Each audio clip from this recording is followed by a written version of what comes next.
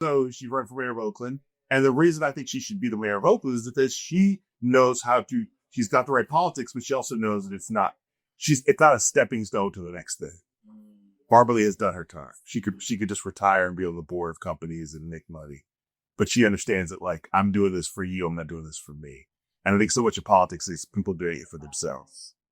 Do you think at the scale that she's doing it, she's done it regionally in the area that she's in, meaning she has a deep knowledge of that specific area, she's on people that translates to the larger scale of the country? I've struggled with this, I mean, so how do you mean translates? Meaning, could someone who operates Oakland and the area of Oakland, if you were to put them in the seat of making decisions countrywide, knowing that everyone has different needs and demands and wants, and that the ideals translate. Now, is this before the revolution or after the revolution? This, for the sake of this conversation, we'll call it, let's talk before. Because before the revolution, I think you could take the DNA of Harriet Tubman and clone her and put her in the White House. Okay. But there are so many, the system of white supremacy is still in place there. That's what I'm getting at. So there's just, that's why Donald Trump is Donald Trumping, because he knows if I do it the way the system wants me to, I can't do things like sign an executive order to dismantle the Department of Education, because that's not actually in my purview. Right. It's not in my powers. But because I don't respect the system, I'm dismantling the Department of Education because I don't respect the system.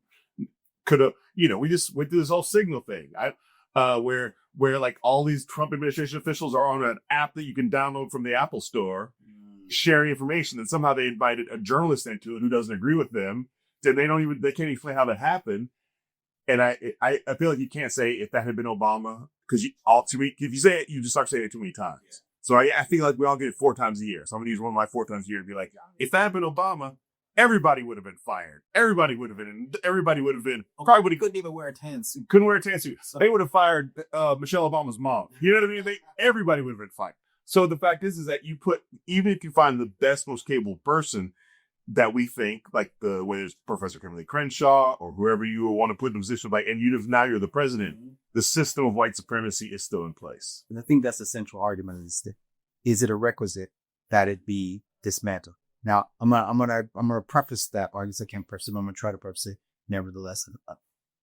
What you just said about Donald Trump, his ability to be like, I'm just gonna do it anyway, means that the system he's literally destroying the system as a way to do whatever he wants. And so to make it better, it also requires it being destroyed.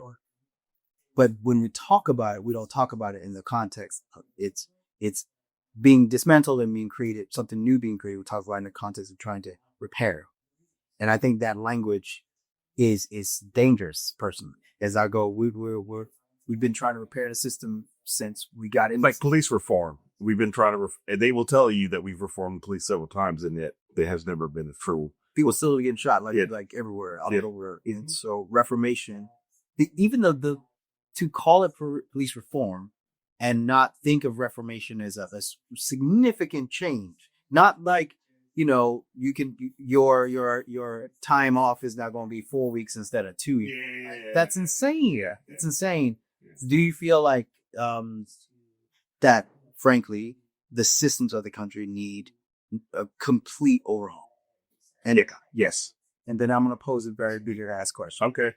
Do you think Donald Trump is doing that? He is overhauling it he's been making it in his name. Yes, he is. He is overhauling the system in the way he wants to see the system work. I mean, I think that nobody's going to be surprised when he says in 3 years, you know what? I'd like to not run for president again, but I think I need to stay here. Everybody's saying it. I'd like, and things are we're almost there. So I probably shouldn't even run. I should probably just be president and just not. Yeah, I'll just stay being president. We are not. I'm telling you now, the likelihood of that is astoundingly high. Even if it's 1%, surprise is if he doesn't do it, or if he doesn't figure out a way to go. You know what? I'm not going to be president, but I think that that Don Jr. is ready. So we're just going to give it. We're just going to give it Don. So we're monarchy now. We're monarchy. Yeah, I mean, I think it's more likely that in 10 years we look up. Like I say this all the time, people go to Rome to look at what used to be. The ruins. I think we're more likely to be that in 10 years. Like, Venezuela, Meanwhile, all these places that used to be amazed, they used to sort of be first world countries where everybody sort of had what they needed, and then the wrong people got in charge and took it down. I think we're more likely to be that than we are to be the United States of Black women. How do we do it? Like how do I look around and I remember being kidding. You know, you get some bully comes in, and everyone in the class is now forced to either confront that bully or shut the hell up, and you have to decide one way or the other. But it was always at least one of us that would stand up and confront the bully in such a way that you get them back out of the room.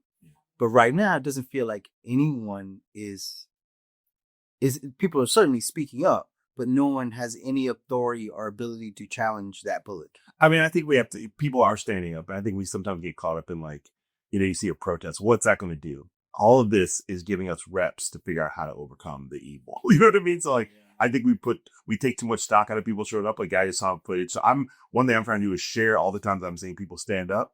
Cause it's like, let this inspire you to stand up. Let you see other people are doing it. So if you're not doing it, and I tell people, we don't all got to storm the Capitol. You know, some of us just got to make a casserole for our undocumented neighbor who was afraid to go to the grocery store. I mean, if you just don't put raisins in it, it's super. No, don't put raisins in. Can't do that. Raisins always belong in oatmeal and occasionally cookies. Right. Full stop. And the cookies, you know, you gotta be careful. Be very reticent about that. When we started this, you said, I know a way to start it. What were you going to say? Oh, that's funny. So you're at a party. Nobody knows who you are. Nobody has any idea what you do. And somebody goes, what do you do for a living? What do you say? I typically say I make things, and I let that be an invitation for them to ask me what kind of stuff that I make. And then at a certain point, I make it about them. Because I'm in party situations, I'm personally an introvert living in an extrovert reality. And I believe in this idea of magnetism, which is, as a kid, I would go and I'll go to a party and I'll just go sit by myself. And I start drawing, I start writing, I start doing whatever I feel like doing. And it created a curiosity. And people go, what are you working on? What are you doing back here? Can I sit next to you? Yeah. And before you know it, I've magnetized the partner to me.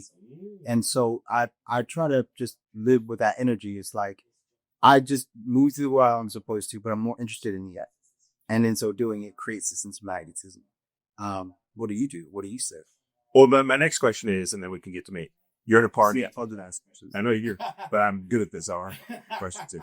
You're at a party that you don't want to be at. You don't like people in the room. They say, what do you do? I leave the party. Oh, I got time. I got time. I just wonder, sometimes people have an answer for like, I don't want the conversation to continue. So I stop people. No, I'm out. Okay. I'm out. Yeah. I don't want to be at a party to begin with. I didn't want to be at the party that I want. You don't want to be at the party that you want that you were happy to talk to me. Oh yeah. No. Are you an introvert? I don't. If you were to ask any of my friends, they would tell you I'm not. But I prefer to be at home. I live in England on a forest, for God's sakes. Like I'm basically a hobbit. No, and I'm perfectly content with that. And my wife is an actor, and she's like that. So we both. Yeah. I got a book. She's watching, a musical, and we're just chilling. Like sounds great. I'm not trying to engage. Sounds great. Yeah, no, I'm an introvert, so I understand. Just says the man on TV. I am. I know it's funny, but I just figure out a way to like deal with my introvert. But I'm totally an introvert, 100%. So when you walk on stage, mm-hmm. and you walk like you're doing stand up tonight. Yeah, tonight. Yeah. Yeah. Where are you doing it? Joy Theater. Joy Theater. So you walk out, and Joy Theater, place is packed. You sold out. And not tonight, but it was next time. Tonight I won't be sold out. You walk on stage, you look around and see this, all these people that's come to see you.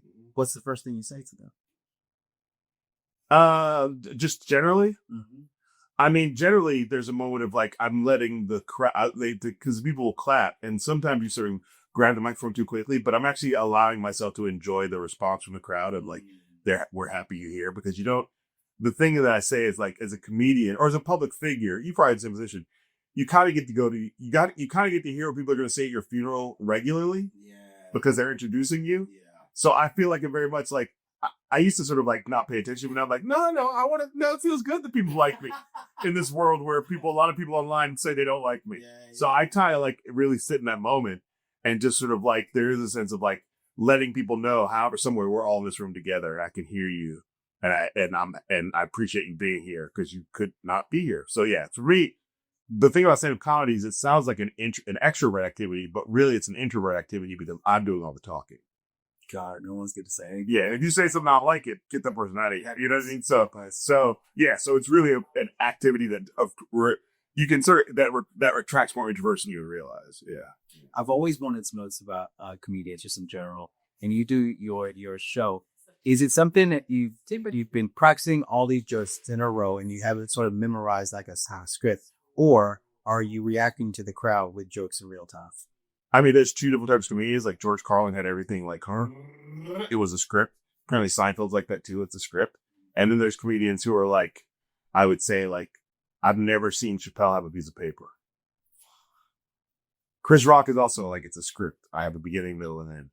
So, and then the comedians where you're like, I've never seen, So I would say that like, I'm not fully the Chappelle thing, but I am like, let's take the temperature of the room and see what's going. Here's the thing I want to do, but how you react to it is going to determine what I lean into, what I don't lean into. Like if I get a bigger laugh than I was expected, then I'm going to dig into that place for a period of time to figure out what other laughs are here that I didn't know. Yeah. So yeah, and if it doesn't get a laugh, but I feel like you didn't hear it, I'm going to try to explain it to you so I can get to the point where it gets a laugh. So yeah, for me, a friend of mine, we sort of humbly, like he compared himself to Miles Davis where he was very scripted, and he was like, you're more like Coltrane where it's like, I have the thing, but tonight you're going to hear my favorite things for 50 minutes. And then you're not going to recognize it because I'm just exploring. So I like to think of that. Like I'm always, especially at this point, because right now I'm working up an hour. So I'm really still in the exploring phase. And like, I'm also like, before I go on stage, what's happening right now in the city or the world that I want to talk about that. And let's just see if I have jokes about it off the top, I think that's absolutely. Are you coming to the show tonight? I have. Okay. Thank you, everybody. Tuning in. You don't get all these excuses. Oh yeah, I would love. We're supposed to be at the dinner tonight too. What are you talking about? That's it. So I'm supposed to go. What time's the dinner? They have the 6 p.m. like whatever, like where you get to listen to the first talks, and then 7 to 9 is the dinner. We'll be there. Sorry, I might skip out. No, you won't skip out. Oh, wow. I mean, I wore a nice shirt. It's like after go say hello. You're here for that.